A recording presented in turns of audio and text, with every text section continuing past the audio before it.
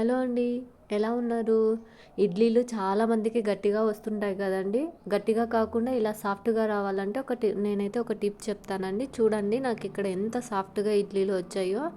మనం మినపగుళ్ళు మిక్సీ పడతాం కదండీ! మిక్సీ పట్టేటప్పుడు ఒక హాఫ్ అన్ అవర్ ముందు ఒక గ్లాస్ వాటర్ అయితే డీప్‌లో పెట్టుకొని తీసుకోండి. ఆ వాటర్‌ని అయితే యాడ్ చేయండి మినపగుళ్ళు మిక్సీ పట్టేటప్పుడు. వాటర్‌లో యాడ్ చేసి బాగా పట్టుకొని కనుక చేశారంటే ఇడ్లీలు చాలా సాఫ్ట్‌గా వస్తాయండి. అలాగే మనం ఇడ్లీ రవ్వను నానబెట్టుకొని ఉంటాం గదండీ! ఈ మినపగుళ్ళ బ్యాటర్‌ను వేసిన తర్వాత విస్కర్ తీసుకొని చాలా ఫోర్స్‌గా అయితే కలపాలండి.